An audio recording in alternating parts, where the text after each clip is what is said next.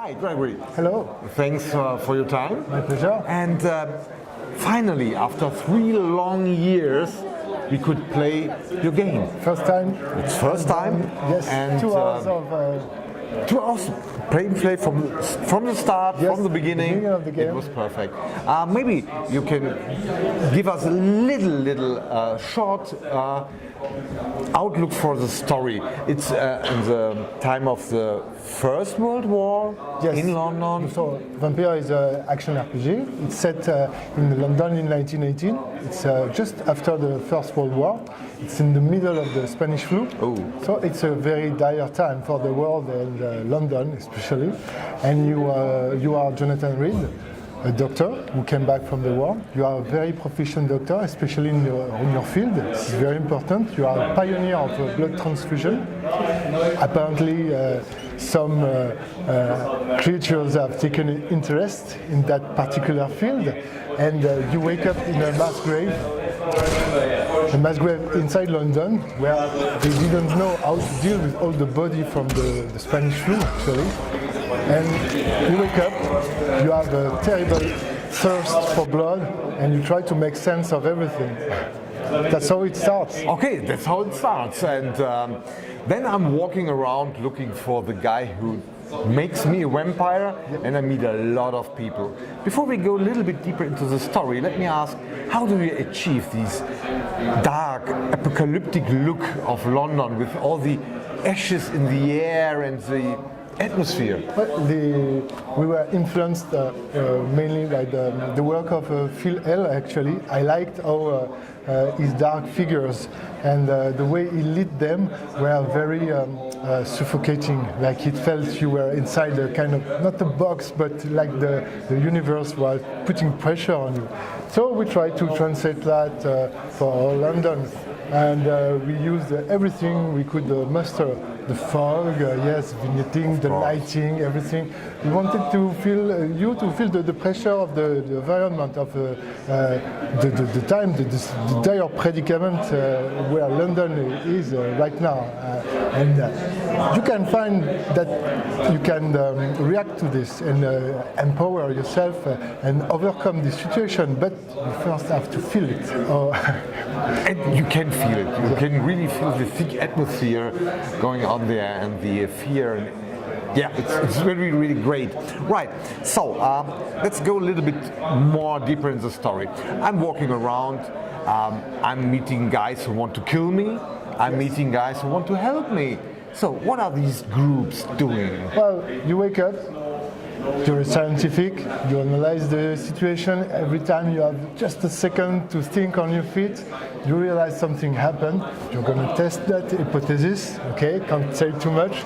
And yes, you're in the middle of a new game where there are a lot of players, with a lot of influences. And yes, some people are trying to kill you, some may be trying to recruit you or talk to you. They have an interest in finding out how you came to be as well.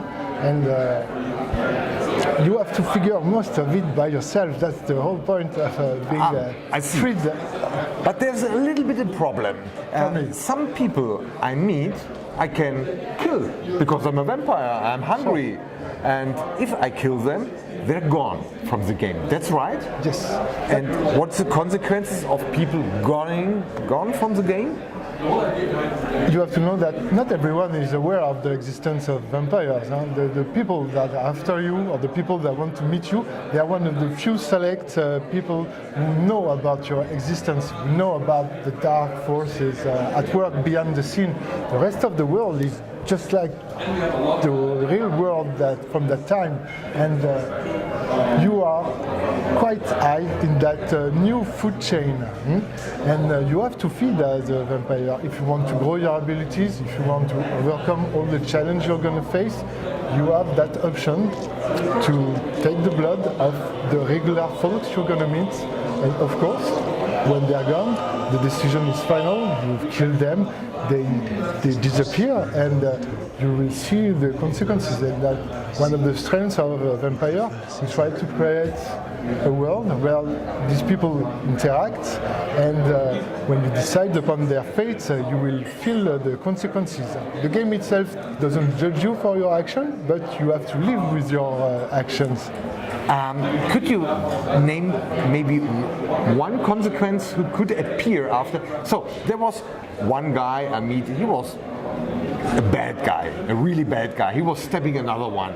So I got choosing kill him or let him live. If I kill him, I've got experience points. If I let him live, there would be hints or something like that. Yes. What's the difference? The experience points, it's the immediate surge of power.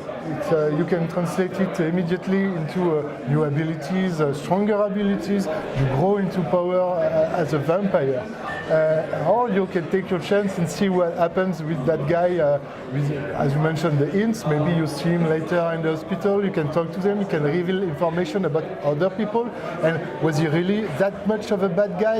You don't know. It's the first impression to decide to kill, because on the first impression it seemed like a bad guy. Maybe it took a very short pass, it was a very short trial. You know? I see. So there are, of course, multiple endings to the game, depending on who lives, who not. Yes. Oh. And the main story and the microcosm affect each other in some ways, and there are different ways to finish the game. There is a special way to finish the game. You should try the hard way, let's say it like that, of feeding on rats, blood bags and things, and trying to be nice. But it's not necessarily the best ending. You know, it's a story about a vampire. It's not the story about the hero of London. You're a monster. Never forget that. Okay. But it is possible to be an asshole vampire, kill everybody you see. Yeah, it's even worse than that. See, you can craft medicines and you can nurse people back to health. Okay? But that's very important. You can do it for the greater good of the district, because it will help the district hang on during the Spanish flu, or it might be out of cold calculation, because when someone is in better health, you get better blood off of them, and it can be actually saving people, or maybe more cattle management. You know, cattle that's management. very dark. I like cattle. That can be very dark. Yeah. I'm very excited to play it as a really bastard vampire. I'm sure I will do this. Up to you. We don't judge. No. The game will judge me at the end, I'm sure. Will it? Not in the traditional karma sense, the way games are dealt before. No, not in that way. You will have some points in the game where people will react definitely, depending on how deep or how nice you've played, you know. But it's not. We're not gonna stop you. Say that was bad. So this is not available to you in the traditional karma sense. No.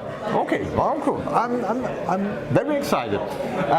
Talking a little bit about the combat system, because I have a lot to fight. Other vampires, mini bosses, whatever. What do you think? What was the reason you get not only vampire skills like biting or clawing, or what, you can throw a spear of your own blood? That's right.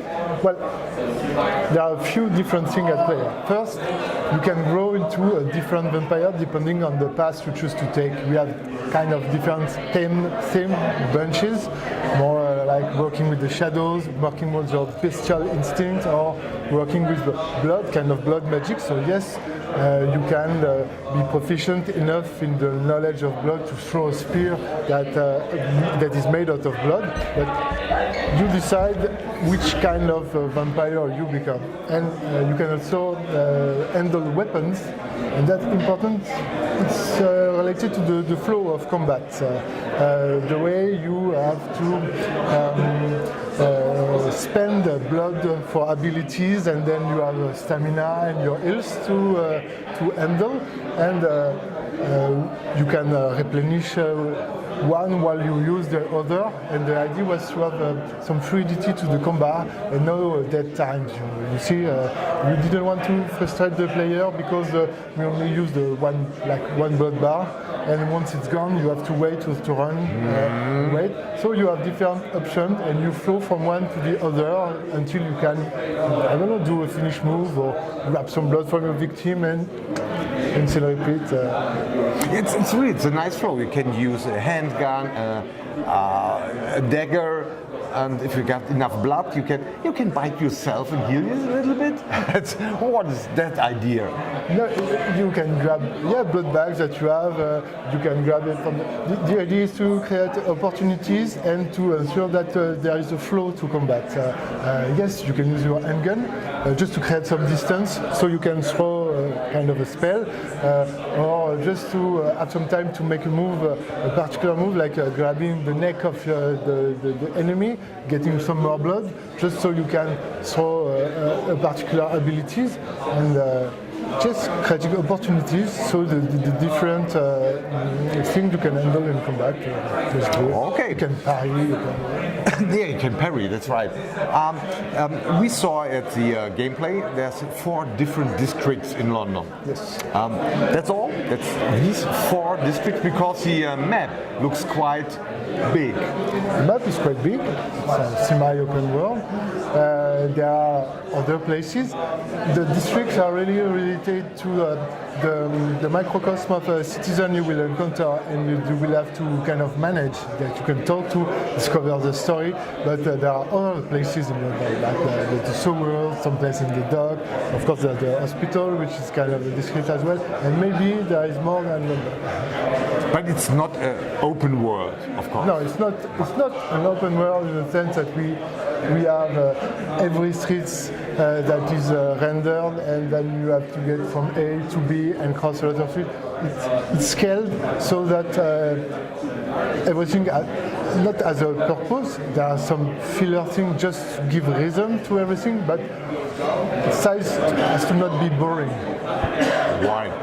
What do you think, for an average player, how would the playtime be for one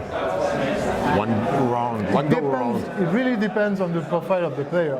Of course. Are you gonna read and listen to every dialogue, try to inquire about every citizen? Then you can go and run up to 30 hours. If you're more kind of someone who rushes, you prefer the combat aspect, you're gonna set something aside, maybe 15. So the ballpark figure we give is 20 on average.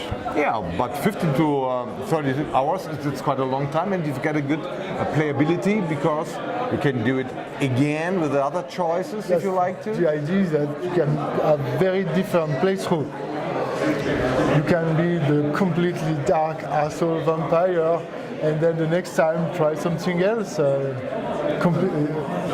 and learn things you never even doubted about all the citizens from the various districts. Wow. Maybe a last thing. Okay, there's a big combat, there's a good atmosphere, there's a lot of secrets around, and a lot of talking.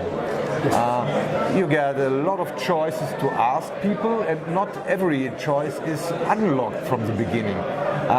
So, should a player, if he wants to dig deep into the game, unlock all the choices in the dialogue?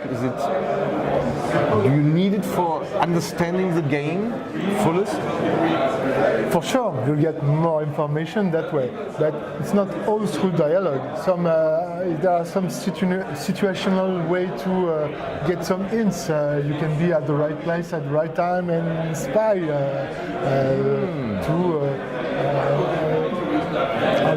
to surprise people doing some dirty deeds. You get information that way also too. Something you loot on your enemies. So dialogue, of course, is a very convenient way, especially as a doctor, since a lot of doors will open when you present yourself as a doctor.